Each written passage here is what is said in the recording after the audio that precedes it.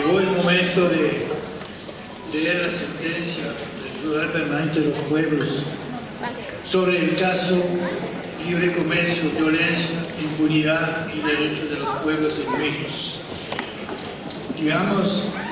al término de un largo trabajo de 3 años.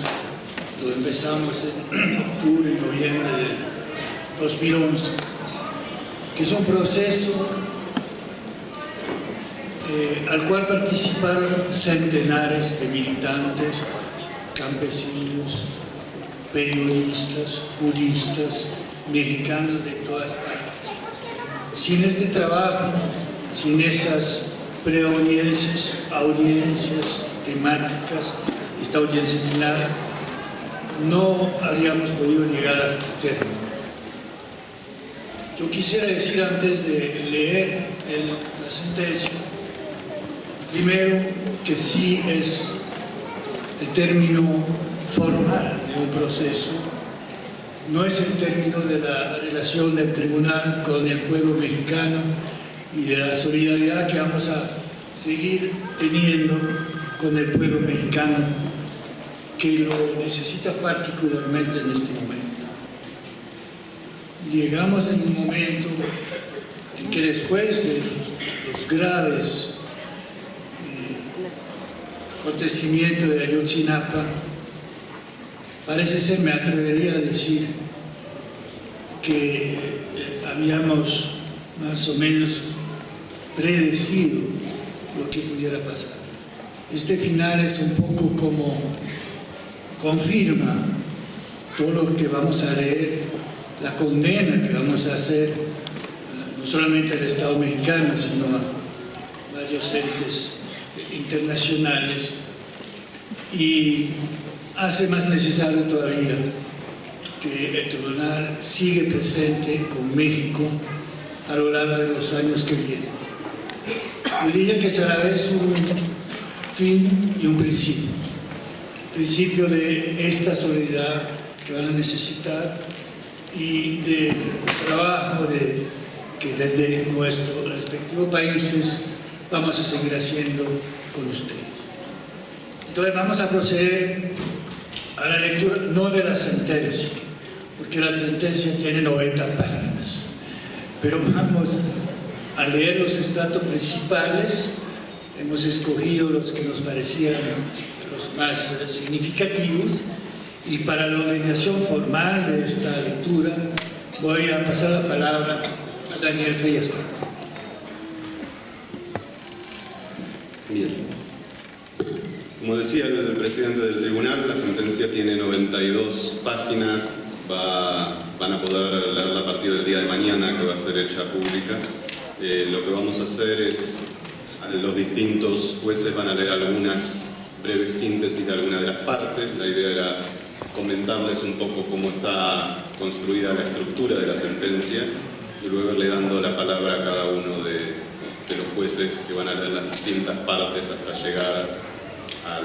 propiamente a la sentencia, ¿sí? al fallo.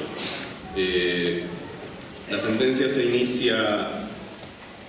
tratando de tomar en cuenta el particular momento en que está deliberando esta audiencia final del Tribunal Permanente de los Pueblos, capítulo México, con una introducción que se llama La sombra de Ayotzinapa, y dice: los días de esta audiencia final del Tribunal Permanente de los Pueblos, capítulo México, han coincidido con uno de los momentos socialmente más dramático e institucionalmente más crítico en la vida de la sociedad mexicana. La presencia y el testimonio de 3 representantes de los estudiantes y los familiares de los jóvenes desaparecidos en Iguala clausuraron las sesiones públicas de la audiencia final. Con todo el impacto del dolor y la trágicamente documentada participación de agentes y connivencia de los poderes públicos, los hechos de Ayotzinapa no constituyen apenas un capítulo más en el largo listado de violaciones de los derechos a la dignidad y a la vida de los pueblos de México. Son la expresión dramática, real y simbólica de la actualidad y de la significación de las propuestas del Tribunal Permanente de los Pueblos. Este dictamen quiere ser parte integrante de la movilización y de la lucha que se están manifestando en todo el país. El juicio que aquí se presenta sobre causas irresponsables se aplica desde ahora también como condena a los autores de los hechos de Ayotzinapa y como exigencia de vida y justicia de quienes en este momento siguen desaparecidos. Todo aquello que se ha documentado tan trabajosamente durante 3 años de labor del tribunal se condensó en Iguala en unas horas de barbarie. Y en ese reino de la impunidad que es el México de hoy, hay homicidios sin asesinos, torturas sin torturadores, violencia sexual sin abusadores, en una desviación permanente de responsabilidad, en la que pareciera que los miles y miles de masacres, asesinatos y violaciones sistemáticas a los derechos de los pueblos son siempre hechos aislados o situaciones marginales y no verdaderos crímenes en los que tiene responsabilidad el Estado. Luego el dictamen continúa con una introducción general, dando cuenta de quiénes son,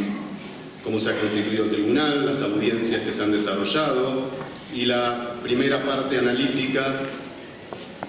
se vincula al Tratado de Libre Comercio de América del Norte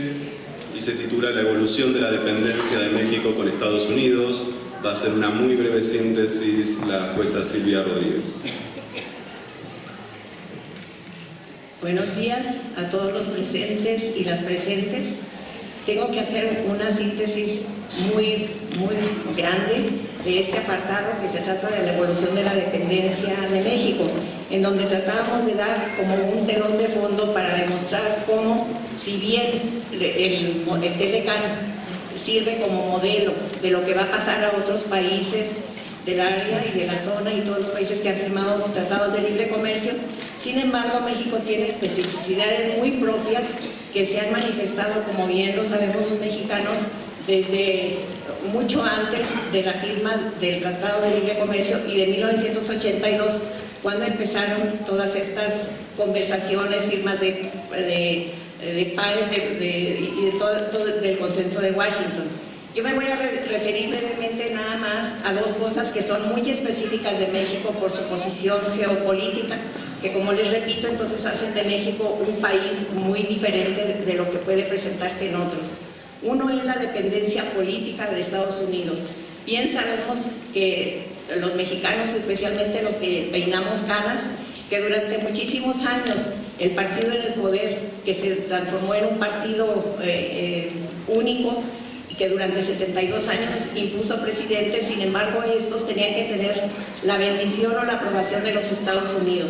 Esto en otros países creo que es por lo menos mucho más, no tan débil ni tan duradero. De manera que en el año 2000, que cuando se hizo que hubo la posibilidad de tener un presidente de otro partido, ya para entonces se había firmado y se había discutido el Telecán, que se firmó en 1994. Sabíamos bien de la dependencia tan fuerte, como les repito, porque de manera que los presidentes de México no podían ser tales si no tuvieran sin la bendición de Estados Unidos. Otra cosa que quisimos establecer en este apartado fue la parte de la historia de las drogas en el país. Dan cuenta los historiadores que las drogas en México fueron en un principio legales, entre comillas, ya que Estados Unidos propició el cultivo de la amapola para sacar opio para la guerra, la Segunda Guerra Mundial primero y después las guerras de Corea y la primera parte de la guerra de Vietnam. Después vino una reacción del presidente Nixon, hizo una prohibición de las drogas y la droga se convirtió en ilegal, pero se siguió produciendo. ¿En dónde? Precisamente en los estados de Sinaloa, Durango y Chihuahua, y después bajó un poco a Guerrero, de manera que esta cuestión de la siembra de la droga ha sido también un producto de la dependencia que hemos tenido con Estados Unidos, que primero fue legal y después se tornó ilegal. El problema de esto también fue que los productores, en un principio caciques y después carteles, estuvieron coludidos con el gobierno, de manera que ellos fueron los que empezaron a propiciar el establecimiento de presidentes municipales y así ascendiendo en la escala del gobierno, en donde empezó el maridaje del narcotráfico con lo político. Avanzando un poco en esto, vemos cómo también en el lavado de dinero, la droga necesita de lavado de dinero, y entonces empezó a lavarse en industrias, en empresas, en empresas financieras, y requería además de una seguridad y vigilancia que fue desembocando en una administración de la economía criminal, en donde precisamente eso es muy específico en el caso de México, que no se tiene o de manera diferente en otros países, como es el caso de Colombia. Desgraciadamente todo esto afecta también a la ética. No solamente tenemos que ver las consecuencias políticas, económicas, sino también la ética. Y consideramos que estos principios empezaron a minarse y empezó a bajar la confianza entre nosotros mismos, entre las autoridades, y esa pérdida de valores yo creo que los que empezaron a crear el TLC, el Telecán, nunca pensaron que sus consecuencias tendrían también un impacto tan fuerte en la formulación o en la decadencia de los valores éticos de nuestro país. Después de dar un panorama de esta parte, en el informe ustedes podrán leer otros muy importantes en donde efectivamente, haciendo a un lado este telón de fondo que es muy propio de México y que no se puede repetir en otros países, sin embargo hay cosas muy parecidas que el modelo de México servirá como ejemplo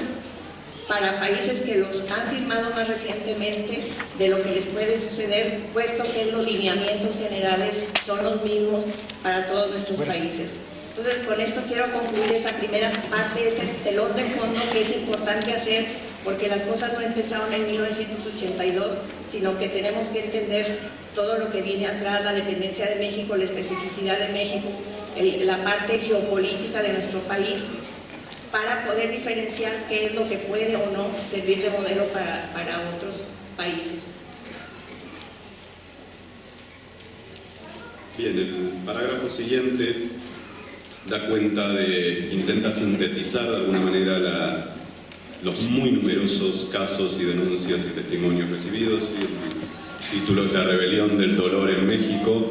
y van a hacer una síntesis de los jueces Carlos Beristain, Alda Facio y Graciela D'Aleo. Este apartado habla de los hechos de los que hemos sido testigos, que hemos escuchado a lo largo de la audiencia final, pero también de las múltiples audiencias que ha realizado este tribunal. El análisis de todas estas situaciones vividas muestra que México se encuentra en una encrucijada, que no puede ser postergada ni se puede ocultar tras la evitación de los problemas, su reducción a casos aislados o la invisibilización del papel del Estado y de las responsabilidades de las élites políticas. Esta situación supone no solo una tragedia hoy en día, sino que compromete de forma grave el futuro de la sociedad.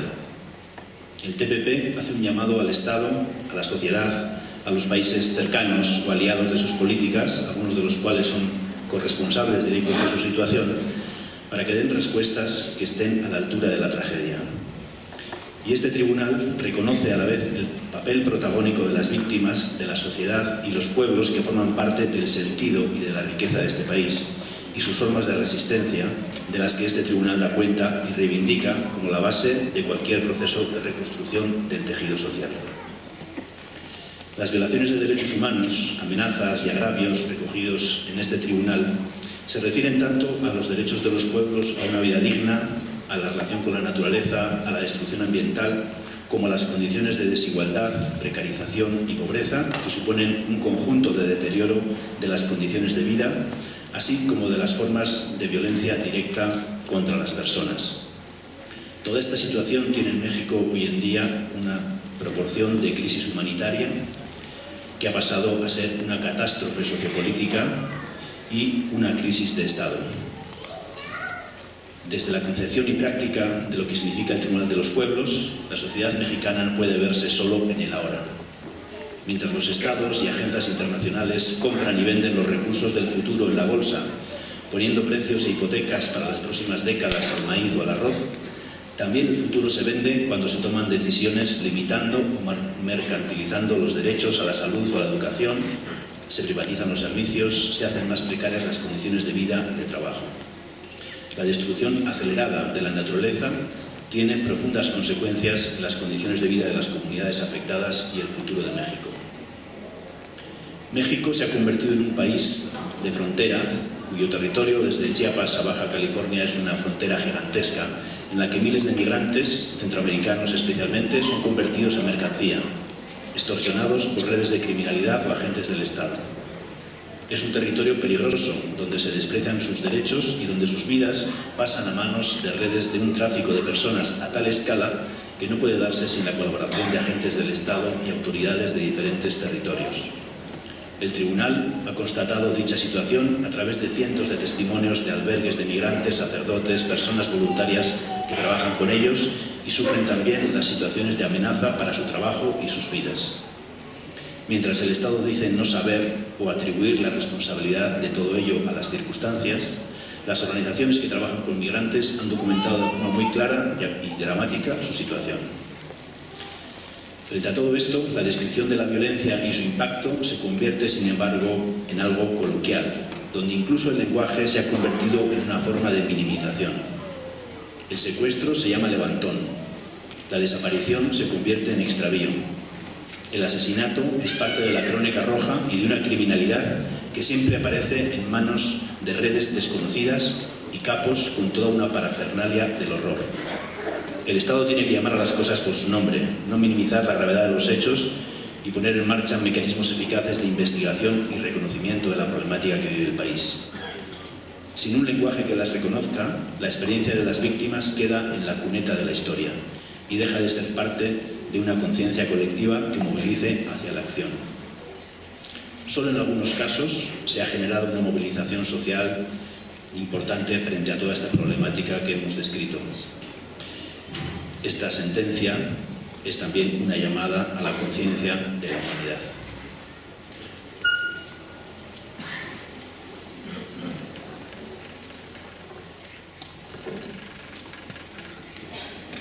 Buenos días. Yo voy a hablar de la violencia que padece la mitad de la población de México, es decir, la violencia contra las mujeres o la violencia de género. Esta violencia sistemática que viven las mujeres en México se da en un contexto histórico y estructural de su discriminación en todas las esferas de la vida, discriminación que no empezó en 1982. Este contexto incluye desde el feminicidio y la tortura sexual hasta formas más sutiles de misoginia como la desaparición de las mujeres de la historia. Desprecio que también se expresa cuando el aporte de las mujeres a los movimientos sociales no es reconocido por el poco valor que se le da a la vida y al actuar de las mujeres,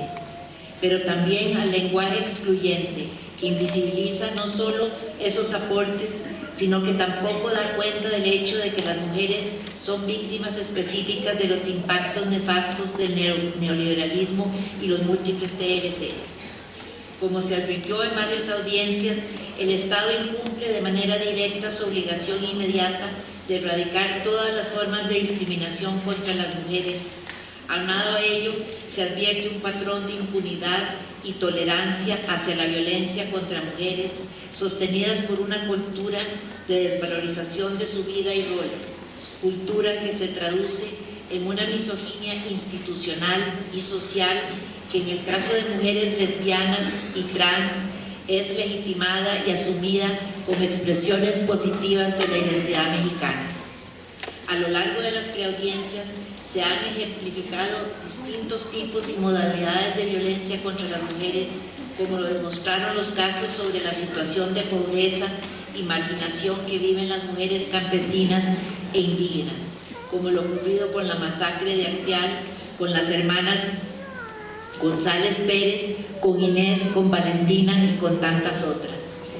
Como lo demuestra la sobrerepresentación de las trabajadoras en la economía informal, el mayor desempleo de las mujeres o los tantos casos de feminicidio, la falta de acceso a la justicia y la incapacidad de las autoridades de actuar con la debida diligencia. A ello se suma la violencia por fuerzas del orden, por los paramilitares y por las organizaciones criminales. la criminalización y agresiones a defensoras de derechos humanos,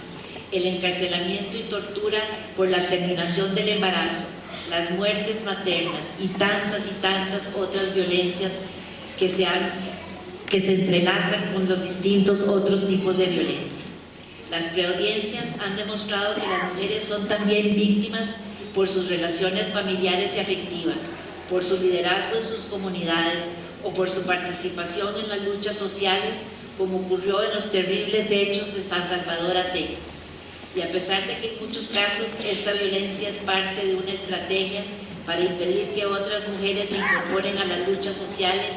estas víctimas no reciben la solidaridad debida de parte de sus compañeros de lucha. Al contrario, muchas veces son revictimizadas por sus propias organizaciones, sus parejas y familias o por los medios de comunicación. Por otra parte, hay una extensión del impacto de las amenazas, las torturas o las violaciones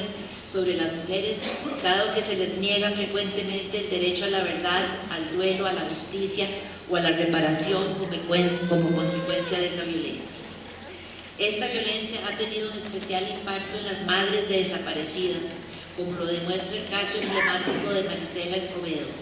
Un ejemplo de qué ocurre cuando no se toman las garantías de no repetición y medidas estructurales adecuadas. De haberse tomado las medidas a partir del caso de Campo Algodonero y de haberse cumplido adecuadamente la sentencia emitida hace casi 5 años por la Corte Interamericana de Derechos Humanos, seguramente se habrían prevenido muchas de las desapariciones, muertes y violaciones sexuales de las que se hablaron en la audiencia. Buenos días, voy a terminar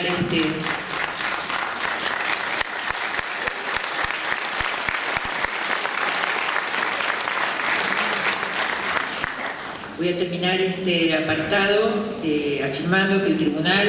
ha tenido acceso a las estadísticas oficiales proporcionadas por distintos gobiernos que hablan de 50.000 personas muertas o que señalan un día 20.000 personas desaparecidas, otro 16.000 y otro 8.000, usando los números como una forma de legitimar políticas y no para tener conocimiento de las dimensiones y los impactos de un problema. Esta lucha por la representación de la realidad supone ausencia de un reconocimiento efectivo, lo que hace que 8 años después de la política bautizada Guerra contra el Narcotráfico no existan registros fiables, no haya información sobre los datos que refieren más de 1 millón de desplazados internos y un trato adecuado a las víctimas, sus relatos o la realidad que muestran sus denuncias. Y estas estadísticas no refieren nunca el impacto en las nuevas generaciones, mientras decenas de miles de niños y niñas ven cómo sus padres, madres o hermanos son asesinados o desaparecidos. México necesita un estudio de nivel real de impacto de la violencia y de las políticas que deben llevarse a cabo para la prevención y atención a las víctimas desde una perspectiva integral.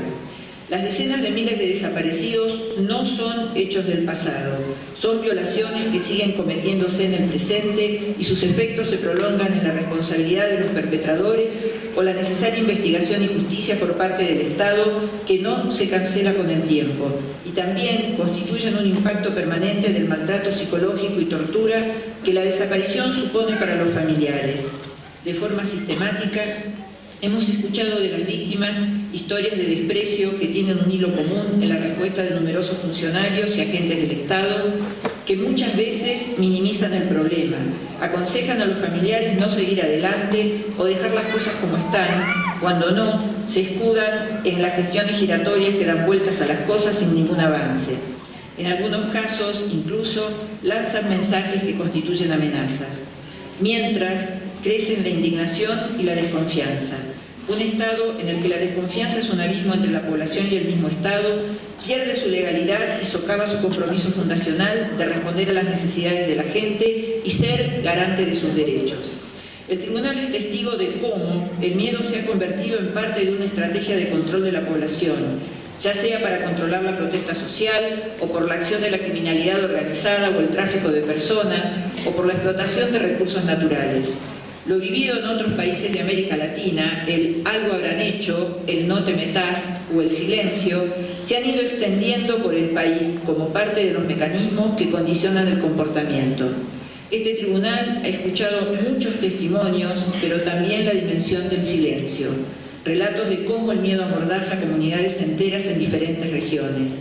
Este nivel de terror y silenciamiento supone no solo una violación masiva a la libertad de expresión e información, sino un nivel de control de la información que obedece a razones políticas.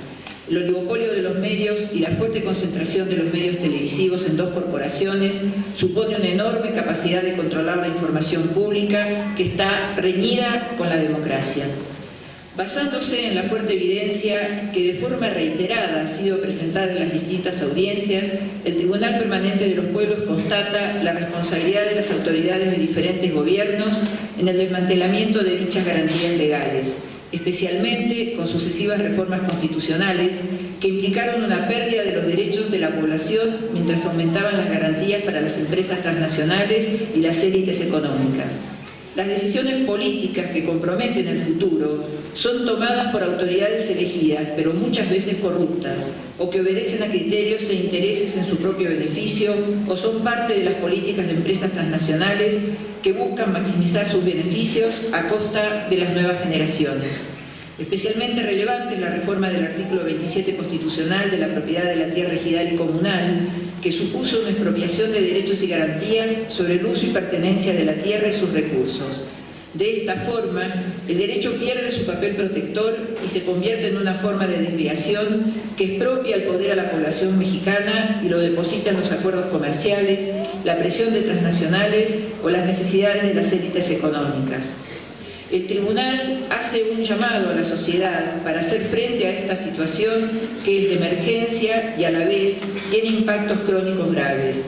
Las secuelas de la violencia se extienden directamente a amplias capas de la sociedad, especialmente a sectores de la población joven que son víctimas directas y son, además sus familiares, los que sufren los impactos del trauma y duelo, de la incertidumbre sobre su destino o de la ausencia de una política de atención y reparación. La búsqueda de la justicia es un anhelo universal y la demanda central de las víctimas y sobrevivientes en México y de toda la sociedad. La inmensa mayoría de los casos escuchados en estas audiencias no han tenido como resultado una investigación efectiva y se encuentran en la impunidad. Las autoridades mexicanas tienen un triste récord de ausencia o mala investigación que empieza muchas veces desde la escena de los hechos. Para este tribunal, la impunidad no es solo ausencia de castigo, sino un mecanismo que trata de evitar reconocer y asumir las responsabilidades. En el caso de México, se procura diluirlas entre las instancias municipal, estatal o federal, mientras los mecanismos de rendición de cuentas como comisiones de derechos humanos oficiales resultan, desgraciadamente, inefectivos. La impunidad está tejida también de caminos que van hacia ninguna parte, como hemos escuchado en los casos presentados, a la vez que un mecanismo educativo y disciplinador que impone un sentido de impotencia a la sociedad. Las víctimas y sobrevivientes de los casos presentados en estas audiencias, y más allá en todo el proceso de este Tribunal Permanente de los Pueblos, así como sus organizaciones de referencia, son la energía fundamental de esta lucha contra la impunidad y necesitan apoyo y reconocimiento. Este dictamen quiere ser una forma de respaldar sus demandas desde esta conciencia que representa el sentir de los pueblos.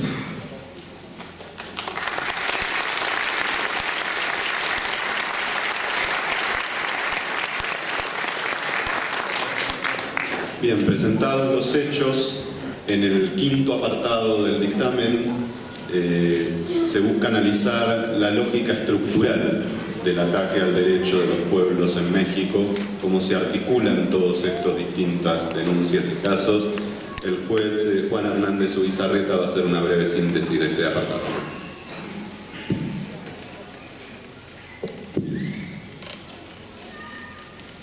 Desde décadas atrás, México ha gozado de una imagen positiva en el plano de las relaciones internacionales. Desde su apoyo decidido a los refugiados y refugiadas de la Guerra Civil Española, hasta su participación activa en el movimiento de países no alineados, las posiciones favorables al desarme mundial, el liderazgo asumido en la negociación del Tratado de Tlatelolco por una zona libre de armas nucleares en América Latina, o la rápida ratificación de todo tipo de acuerdos internacionales en materia de protección de derechos humanos. La política exterior se distinguió por mantener una voz propia, con mucha frecuencia asociada a las opciones de mayor progreso social. Hoy todavía conserva una parte de esa imagen, que pareciera apenas empañada por los frecuentes episodios de violencia que se muestran en los medios de comunicación internacionales, normalmente asociada de una manera genérica a la pugna por el mercado entre los diversos actores del narcotráfico y por los datos sobre la pobreza y la corrupción, aunque ciertamente su voz en los grandes debates internacionales ha perdido su autonomía. Lo que efectivamente no se percibe en el exterior es la amplitud y la gravedad con que, desde hace tanto tiempo,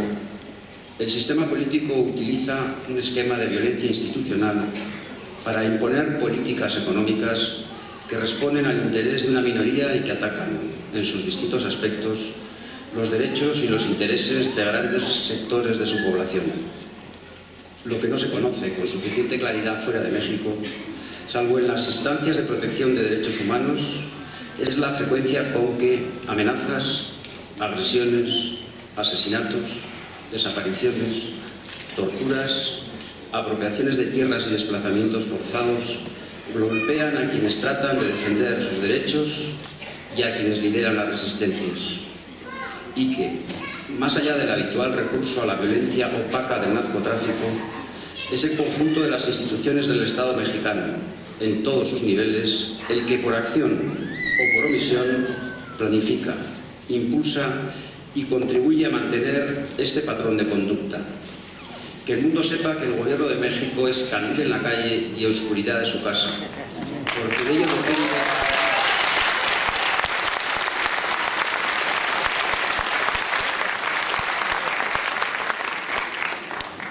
ello depende que haya un decidido apoyo a la necesaria transformación. En la situación mexicana se observa una llamativa falta de proporción entre la gravedad de estos crímenes de Estado, del ataque sistemático a los derechos de los pueblos denunciados a lo largo de los años del trabajo de este tribunal y la imagen que se tiene de dicha situación en instituciones internacionales y regionales, en los gobiernos de América Latina y del resto del mundo, en los medios de comunicación internacionales e incluso en los movimientos sociales en defensa de los derechos de los pueblos en todo el planeta. A diferencia de otras situaciones de importancia similar, el caso mexicano no forma parte de la agenda prioritaria de ninguna institución internacional, y tanto los gobiernos de distintos signos como las propias organizaciones sociales y organismos de derechos humanos no asignan a la situación mexicana una prioridad significativa en ninguna de sus campañas o denuncias. Sin embargo, el conjunto de información recibida a lo largo de los años de talleres, foros, preaudiencias y audiencias temáticas del capítulo de México, en la revisión de miles de documentos, en la presentación de miles de testimonios, surge un cuadro de situación que refleja la innegable responsabilidad del aparato estatal mexicano en todos sus niveles con los delitos y violaciones denunciadas, y su absoluta colusión con los intereses del capital transnacional,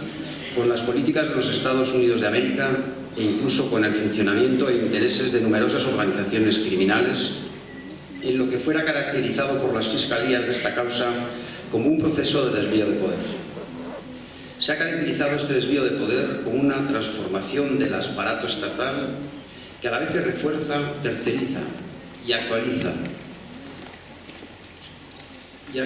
una tremenda capacidad punitiva,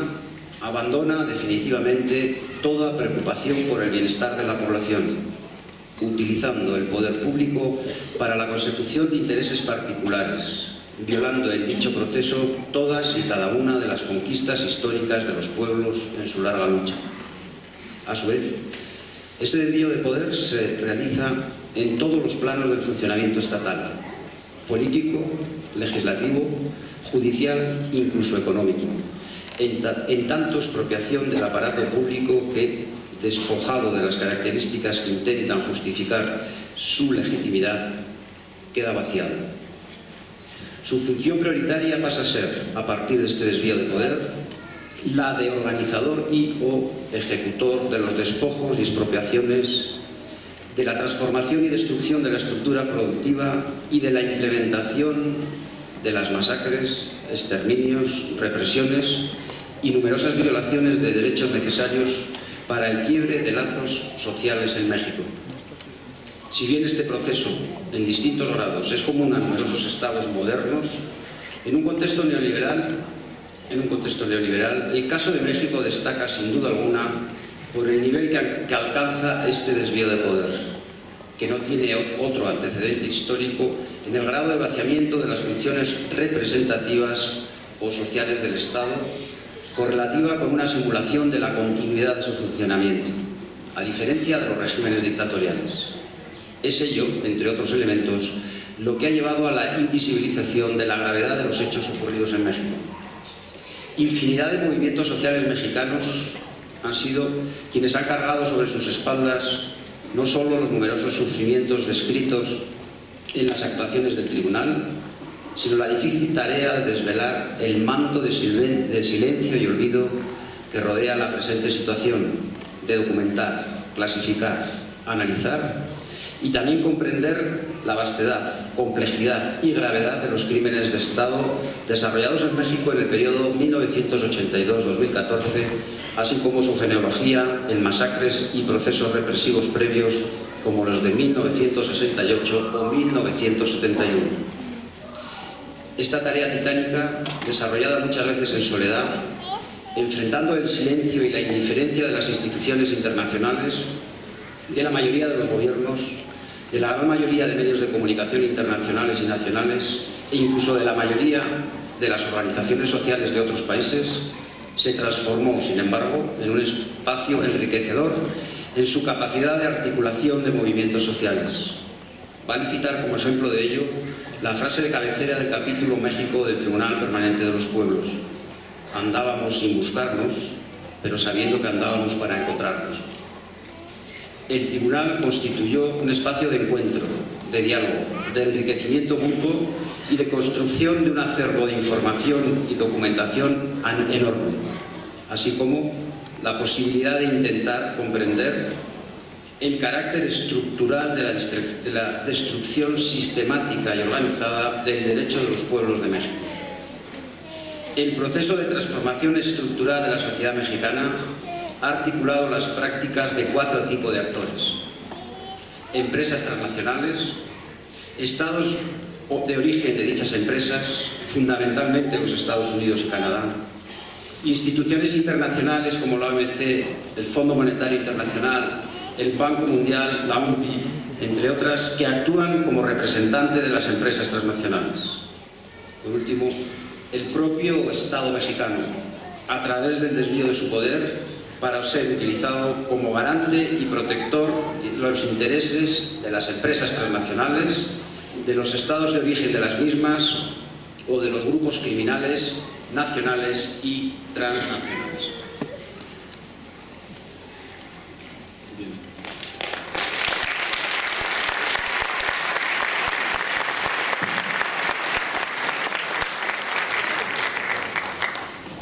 Pasando a la parte legal de la sentencia, el 6º apartado compila las denuncias presentadas en los sistemas internacionales y regionales con respecto a la situación en México. Hace toda una compilación, no vamos a resumir esta parte porque es muy específica, pero solo por darles un dato, solo en el Consejo de Derechos Humanos de Naciones Unidas, en su último examen, se formularon 176 recomendaciones al Estado de México para el periodo 2013-2014. El apartado compila tanto el sistema de los organismos dependientes de Naciones Unidas como las denuncias presentadas en el sistema interamericano de derechos humanos. Luego se pasa al 7º apartado, que es propiamente la calificación jurídica de los delitos cometidos en el contexto del ataque estructural a los derechos de los pueblos en México. El juez Antoni Pigrau va a hacer una breve síntesis de esta apartado.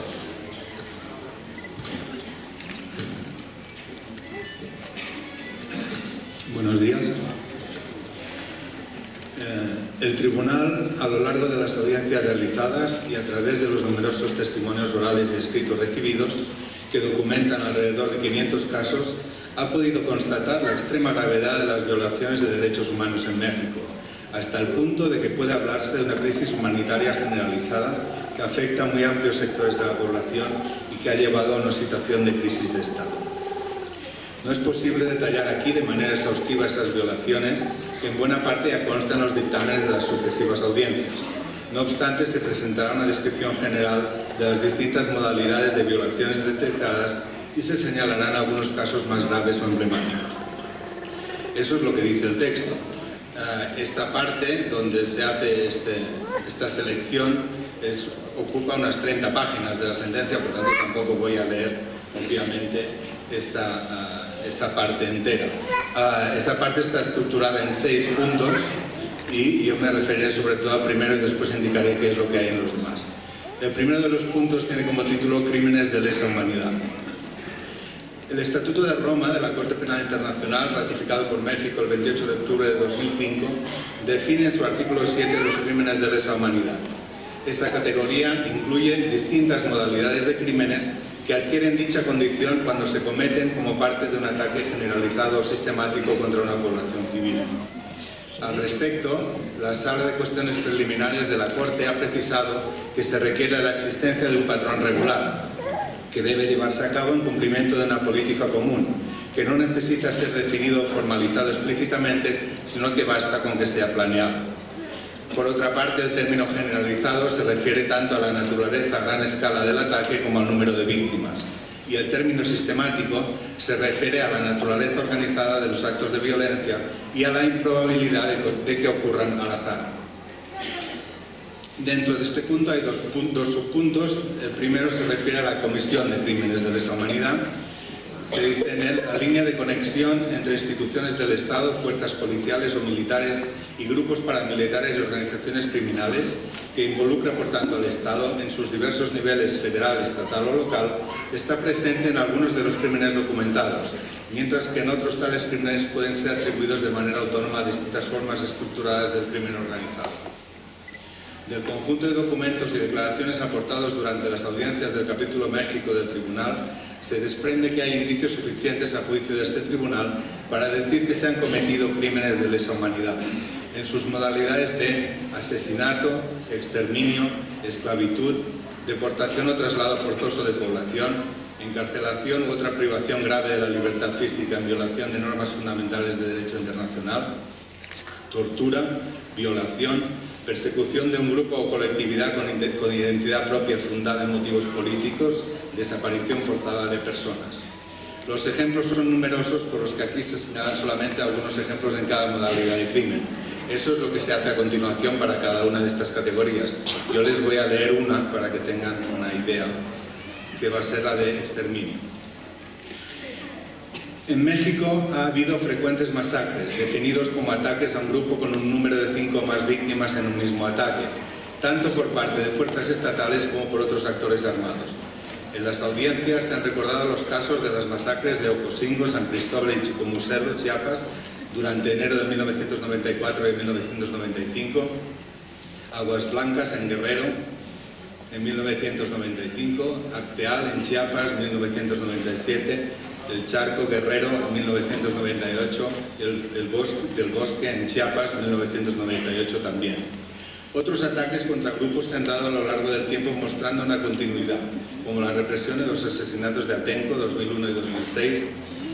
la represión al movimiento magisterial en Oaxaca y la posterior represión al movimiento popular de Oaxaca con más de 20 asesinatos a lo largo de 2006. La represión contra las comunidades indígenas de Cherán y Ostula,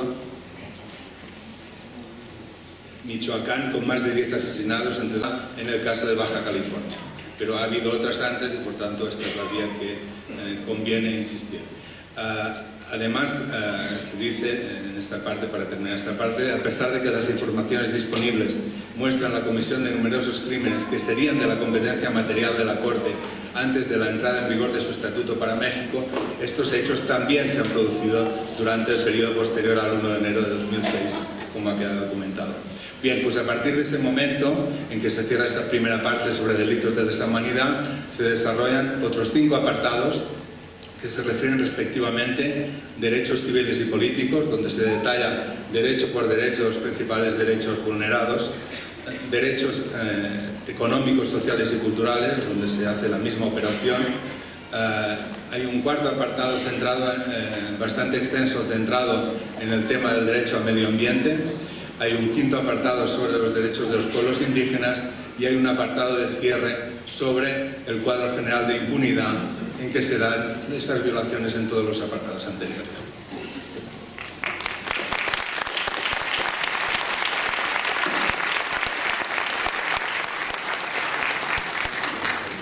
Bien, y presentada la calificación jurídica de los hechos, se llega a la parte resolutiva de la sentencia, la que establece las responsabilidades y las condenas. ¿Sí? Por eso nos parecía como tribunal que era apropiado que el presidente del tribunal, Philippe Techier, pudiera leer algunas partes del parágrafo resolutivo y de las condenas. Sí, es la sentencia propiamente dicha. Tras el análisis de los testimonios y demás pruebas aportadas, el tribunal concluye que existen responsabilidades jurídicas por parte de 4 actores: el Estado mexicano, las empresas transnacionales, terceros estados, como es el caso de Estados Unidos de América y Canadá, entre otros. Algunos países europeos también pudieran ser notados, e instituciones internacionales, entre las que cabe mencionar la Organización Mundial del Comercio, el Fondo Monetario Internacional, el Banco Mundial, la OMPI, entre otros. En los 4 casos se trata de distintas formas de responsabilidad. Veamos primero la responsabilidad de empresas transnacionales. Si bien no ha podido establecerse en las audiencias el conjunto de las responsabilidades empresariales, el tribunal ha constatado la participación de un gran número de ellas, con diferentes grados de implicación. Hemos contado 87 empresas transnacionales. Voy a citar algunas: ArcelorMittal, BASF, Bayer, Cargill, Costco, DuPont, ExxonMobil, Halliburton, Monsanto, Nestlé, Oxxo, Pemex, Suez, Western Union. Cité estas porque son mundialmente conocidas, pero como decía, hay 87. Y siendo los cargos diferenciados en el caso de cada empresa los siguientes: participación como autores, cómplices, inductores, encubridores o instigadores en la comisión de crímenes de lesa humanidad, que se concretan en los siguientes figuras: asesinato, exterminio, deportación o traslado forzoso de población, encarcelación u otra privación grave de la libertad física en violación de normas fundamentales del derecho internacional, tortura, violación, persecución de un grupo o colectividad con identidad propia fundada en motivos políticos y étnicos, en conexión con otros crímenes mencionados, y desaparición forzada de personas. Violaciones graves y masivas de los derechos laborales y específicamente de la libertad sindical. Fraude a sus accionistas y a sus consumidores al asumir unos compromisos de responsabilidad social que incumplen flagrantemente en México. Por su participación en la degradación del medio ambiente en México. Por la vulneración de los derechos colectivos a la tierra, a los recursos naturales, al autogobierno, a los derechos de participación y al desarrollo propio de los pueblos originarios. Sin perjuicio de lo anterior, la responsabilidad penal individual de los dirigentes de las empresas deberá ser también dilucidada. 2. La responsabilidad de terceros estados. El tribunal afirma también la responsabilidad internacional extraterritorial de terceros estados, especialmente los Estados Unidos, Canadá y Alemania, por el accionar de las empresas con sede de origen en dichos estados. El Tribunal Permanente de los Pueblos entiende que la responsabilidad es aplicable a los estados de origen de las empresas transnacionales operantes en México y que estas responsabilidades pueden caber bajo la calificación jurídica de crímenes de lesa humanidad en los términos del Estatuto de Roma de la Corte Penal Internacional. En efecto, son tales crímenes los cometidos en el marco de un ataque generalizado y sistemático contra la población civil, y ese es el caso de los asesinatos, masacres, encarcelaciones arbitrarias, torturas y desapariciones de personas cometidas en gran escala en México, denunciados y constatados ante este tribunal. Responsabilidad, en tercer lugar, del Estado mexicano. El Estado mexicano, en todos sus niveles, municipal, estatal y federal, tiene responsabilidad internacional objetiva por violación de la obligación de garantizar el libre y pleno ejercicio de los derechos humanos a todos los ciudadanos sin discriminación alguna. Ver el artículo 1.1 de la Convención Interamericana de Derechos Humanos, obligación de garantía, o el artículo 2 del Pacto Internacional de Derechos Civiles y Políticos de las Naciones Unidas. Específicamente, los derechos a la vida, integridad física, propiedad colectiva de la tierra, libre expresión, salud, medio ambiente sano, vivienda digna, protesta social, libre asociación, trabajo digno, autodeterminación, identidad, idioma, usos y costumbres propios, defensa del territorio, acceso a la justicia, derecho a la presunción de inocencia, por ejemplo en el caso de los defensores ambientales sometidos al proceso judicial, y derecho al consentimiento libre, previo e informado. Consecuentemente, tiene responsabilidad por violación de los deberes de prevenir, investigar, sancionar y reparar las violaciones a esos derechos humanos. Dado que las acusaciones presentadas ante este tribunal involucran numerosos periodos de gobierno, la sentencia ha buscado sistematizar los delitos más graves por periodo de gobierno, siendo que condena a los funcionarios partícipes del gobierno de Carlos Salinas de Gortari por la comisión de crímenes de lesa humanidad, por actos de exterminio y por delitos contra el derecho a la alimentación. A los funcionarios partícipes del gobierno de Ernesto Zedillo Ponce de León por la comisión de crímenes de lesa humanidad por actos de exterminio. A los funcionarios partícipes del gobierno de Vicente Fox Quesada por la comisión de crímenes de lesa humanidad por actos de exterminio, tortura, persecución de un grupo o colectividad con identidad propia fundada en motivos políticos, desapariciones forzadas de personas y privaciones de la libertad. A los funcionarios partícipes del gobierno de Felipe Calderón Hinojosa por la comisión de crímenes de lesa humanidad por actos de asesinato, exterminio, violación, persecución de un grupo o colectividad con identidad propia fundada en motivos políticos y responsabilidades individuales por crímenes internacionales. Delitos contra el derecho a la alimentación y la existencia de un cuadro generalizado de impunidad. A los funcionarios partícipes del gobierno de Enrique Peña Nieto por la comisión de crímenes de lesa humanidad por actos de asesinato, exterminio, esclavitud, violación, persecución de un grupo o colectividad con identidad propia fundada en motivos políticos, desaparición forzada de personas, responsabilidades individuales por crímenes internacionales, por delitos contra los derechos económicos, sociales y culturales, por delitos contra el medio ambiente y por la existencia de un cuadro generalizado de impunidad. Cuarta responsabilidad, señalamiento sobre la responsabilidad de instituciones internacionales. El sistema internacional integrado por Naciones Unidas, por la ONU, tiene como mandato la defensa de los derechos humanos y cifra su legitimación en el vigor de esos derechos.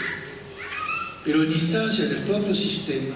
existen prácticas que los contradicen abiertamente. Hecho ratificado en el caso de México en relación al Banco Mundial y al Fondo Monetario Internacional, que se rigen por normas y prácticas que violan flagrantemente los derechos humanos. Otras instancias, como la Organización Mundial del Comercio, se rigen exclusivamente por las reglas del mercado sin tomar los derechos humanos en consideración. Los convenios, los tratados y las normas de libre comercio e inversión, junto a las disposiciones políticas de ajuste y préstamos condicionados aprobados por instituciones internacionales económico-financieras, favorecen el poder de las empresas transnacionales y vacían la capacidad de toma de decisiones soberanas de los ciudadanos. El Tribunal Permanente de los Pueblos destaca que como personas jurídicas internacionales, estas instituciones son jurídicamente responsables, así como lo son los integrantes de los órganos unipersonales o colegiados que toman las decisiones por las violaciones que cometan o ayuden a cometer, por acción u omisión, de los derechos civiles, políticos, sociales, económicos, culturales y medioambientales.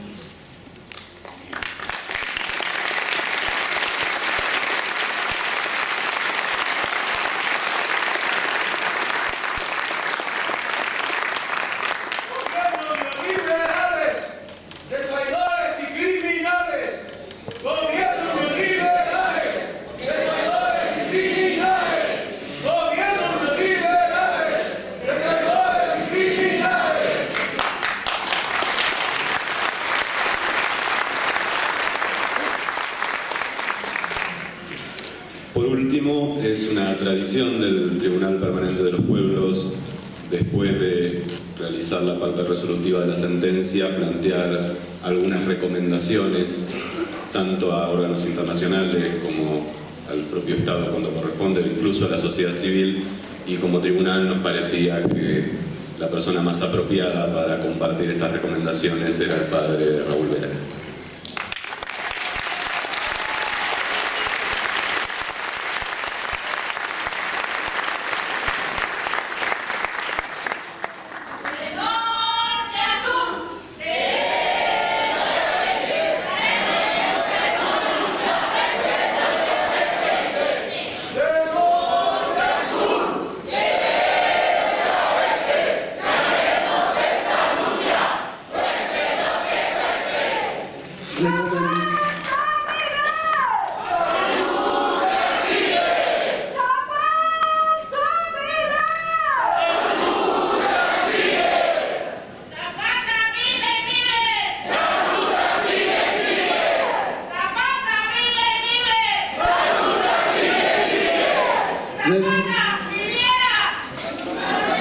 Recomendaciones.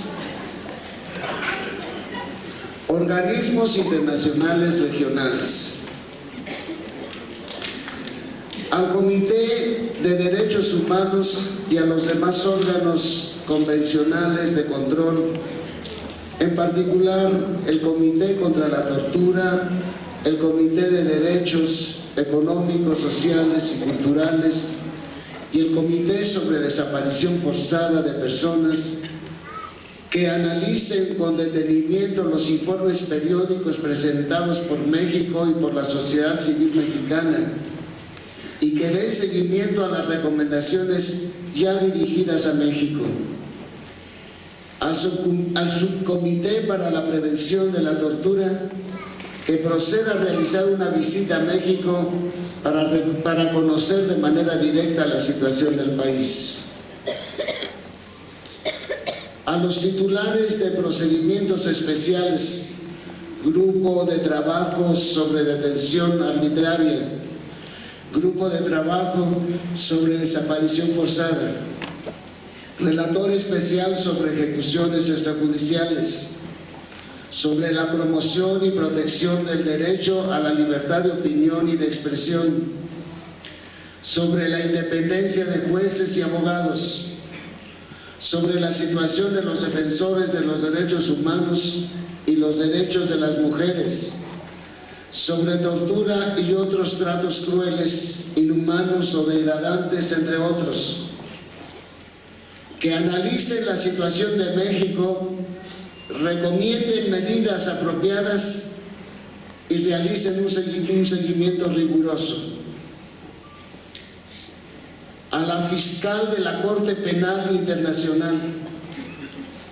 que solicite a la Sala de Cuestiones Preliminares de la Corte la autorización para abrir una investigación sobre la situación de México desde el 1 de enero de 2006 en relación con la comisión de crímenes de guerra y crímenes contra la humanidad, a partir de la información proporcionada sobre los crímenes cometidos por el Estado mexicano o en los que tiene responsabilidad. A la Comisión y a la Corte Interamericana de Derechos Humanos, respectivamente, que vigilen la situación de los derechos humanos en México, además de los casos individuales, y que velen por la aplicación de sus decisiones y sentencias. La reciente creación de la Comisión de Investigación auspiciada por la CID debe llevar a cabo su trabajo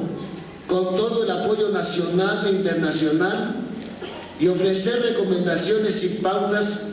para abordar los procesos de búsqueda de los desaparecidos y la reparación integral a las víctimas. La Organización de Naciones Unidas para la Agricultura y la Alimentación, FAO, debe asumir sus responsabilidades en cuanto a la defensa del maíz nativo y campesino y la amenaza que representa su contaminación transgénica en el centro de origen, que no puede considerarse un asunto doméstico de México.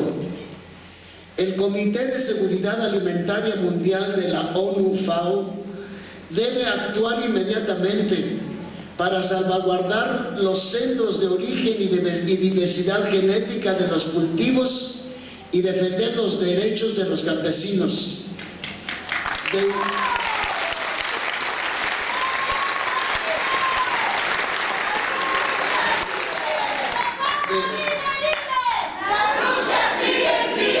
igual manera, la Organización Mundial de la Propiedad Intelectual debe abstenerse de demandar propiedad intelectual sobre plantas, animales o cualquier ser vivo y asegurar que no se aplique ninguna forma de propiedad intelectual sobre ellos. El Convenio sobre Diversidad Biológica debe realizar investigaciones especiales y con participación de pueblos indígenas y campesinos sobre cómo la comunidad internacional debe garantizar la integridad de los centros de origen y diversidad genética de los cultivos y los derechos de las comunidades indígenas, campesinas y locales. Sociedad civil internacional y medios de comunicación internacionales. Inscribir a México en su agenda de actividades inmediatas de vigilancia e información y presionar a las instituciones internacionales y al gobierno mexicano hacia el respeto de los derechos humanos y los derechos de los pueblos. Sociedad civil mexicana. Articular procesos de resistencia y lucha y solidarizarse con los pueblos agredidos, hundiéndose en la lucha en defensa de la madre tierra, cesar el consumo irresponsable y desaforado y resistir las expoliaciones de las empresas transnacionales a través de la construcción de una demanda responsable con la sustentabilidad de la tierra y las comunidades.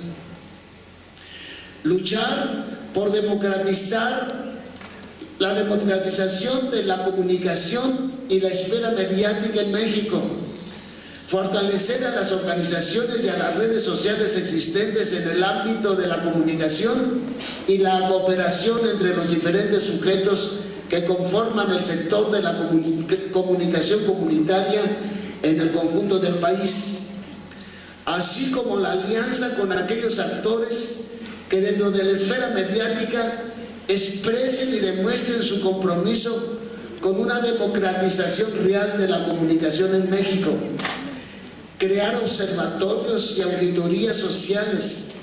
para hacer el debido y documentado seguimiento al comportamiento de los medios de comunicación estatales, públicos, comerciales y populares, así como dar la necesaria difusión ciudadana a sus conclusiones. Avanzar en la refundación de México. Ante una crisis institucional y de legitimidad del Estado mexicano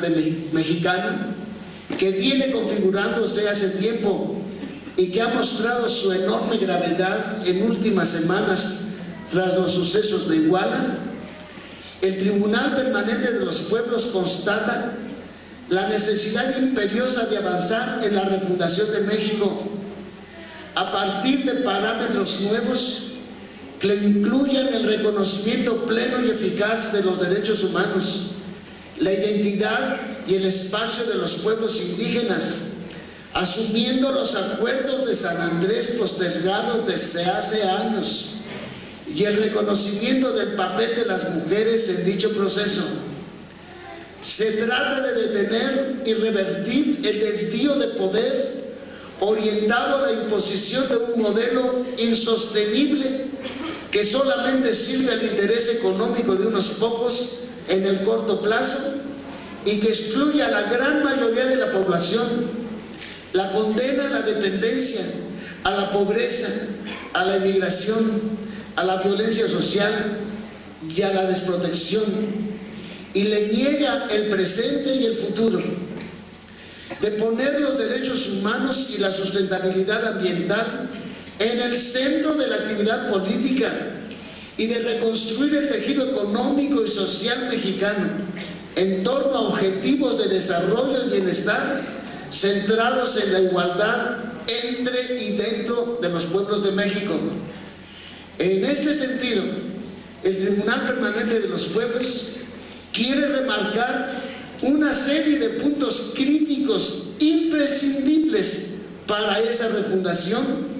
que no excluyen las recomendaciones más detalladas que ya están incluidas en los distintos dictámenes de las audiencias precedentes a lo largo de todo el capítulo México. Un Estado mexicano refundado debería, y voy a numerar aquí lo que recomienda el TPP para la refundación de México, voy a poner números. Número 1, reasumir desde todos los niveles de su estructura política y desde todos los poderes su función básica de servicio del interés público, de protección de los derechos de la ciudadanía y de aplicación de todas las medidas necesarias para garantizar el desarrollo humano y la dignidad de todas las personas en México. Número 2, garantizar los derechos humanos y prevenir su violación de acuerdo con las obligaciones asumidas internacionalmente. Número 3, implementar en toda su amplitud la Convención sobre la eliminación de todas las formas de discriminación contra la mujer, CEDAW, desde una perspectiva que incluya la gran diversidad de mujeres en México,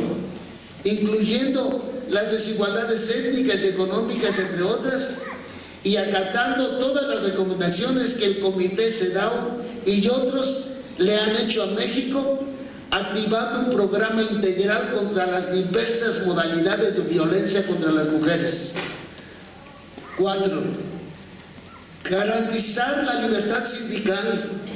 el reconocimiento efectivo a la negociación colectiva y al derecho de huelga, proporcionar un entorno laboral seguro y saludable y pagar una remuneración que garantice una vida digna a los trabajadores y trabajadoras, y ratificar los convenios de la Organización Internacional del Trabajo de los que aún no se parte, de los que aún no es parte México. En particular el 98 sobre el derecho de sindicación y de negociación colectiva, el 138 sobre edad mínima referido a la abolición del trabajo infantil, y el 189 sobre el trabajo decente para las trabajadoras domésticas. 5. Reconocer de manera efectiva los derechos de los pueblos indígenas en México, recogidos en el convenio 169 de la OIT y la Declaración de las Naciones Unidas sobre los Derechos de los Pueblos Indígenas, en particular los derechos a su autonomía política, a la propiedad de sus tierras y recursos, y a ser consultados en relación con los proyectos que pueden afectarlos directamente. 6. Replantear globalmente la problemática de la migración, tanto en lo que se refiere a políticas de reducción de la migración forzada por motivos económicos, como a las garantías de los derechos de las y los trabajadores migrantes y sus familias, con especial atención y protección a las y los migrantes en tránsito por el territorio de México. 7. Garantizar el derecho a la información y a la libertad de expresión, la libertad de comunicación, incluida la de producir y difundir la información, estableciendo los medios necesarios para garantizar tanto la pluralidad de los medios de comunicación como que estos no reproduzcan o fomenten la misoginia, los estereotipos y prejuicios raciales, étnicos, etarios y de género, y no contribuyan a la criminalización de la protesta social. 8. Cesar las prácticas de represión, criminalización y judicialización de la discrepancia, de los movimientos sociales, de las y los periodistas y de las y los defensores ambientales y de derechos humanos. 9. Revertir el proceso de pérdida de control del Estado sobre su territorio, incluido el subsuelo y los recursos naturales. 10. Aplicar los mecanismos necesarios para retirarse del Tratado de Libre Comercio de América del Norte a la luz de los múltiples impactos negativos que le han causado.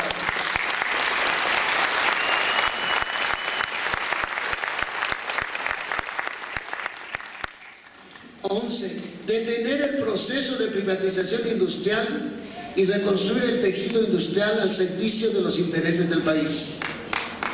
2. Salvaguardar el régimen de la propiedad ejidal y comunal,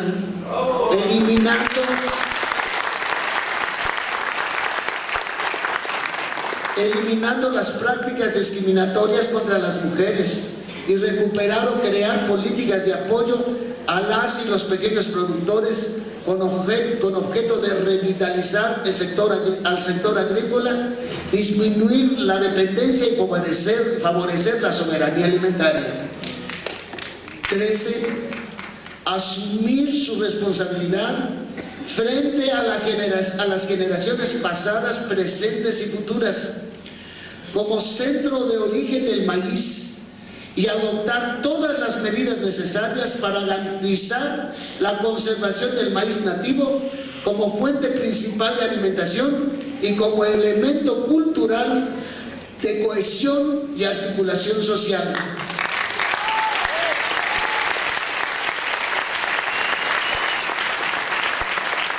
14. Emprender un programa global de restauración ambiental, fomentando al mismo tiempo la creación de empleo público en condiciones de igualdad entre mujeres y hombres en los sectores de descontaminación de suelos, saneamiento de aguas, gestión de residuos, conservación de bosques y generación de energías renovables. 15. regular la autorización de las actividades económicas, estableciendo procedimientos de evaluación con enfoque de género, de impactos sociales y ambientales, regímenes fiscales apropiados, mecanismos de monitoreo eficaces y un sistema de responsabilidad y reparación por daños al medio ambiente y a los derechos humanos. 16. Remover todos los obstáculos institucionales y jurídicos, todas las prácticas que contribuyen a mantener la impunidad y hace un llamado urgente para erradicar la impunidad mediante el establecimiento de responsabilidades tanto estatales como individuales. 17. Cumplir con sus obligaciones de investigar graves violaciones de derechos humanos, castigar a las personas responsables y garantizar la reparación de las víctimas, poner en marcha mecanismos de investigación efectivos y una reformulación de los sistemas de protección y vigilancia de los derechos humanos. 18. Transformar el sistema judicial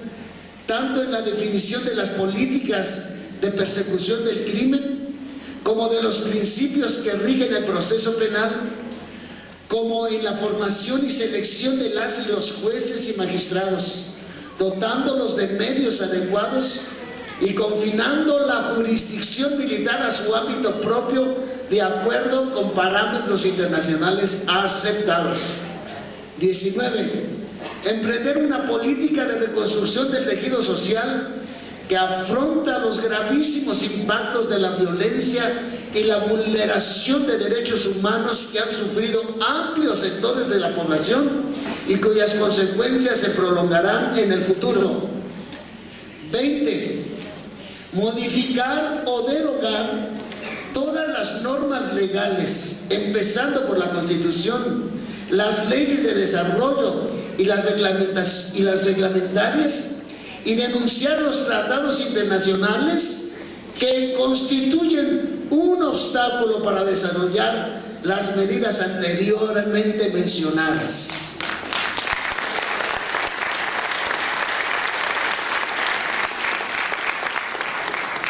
Cabe concluir esta sentencia con las palabras de Luis Hernández Navarro, dirigidas también aquí cuando estuvimos presentando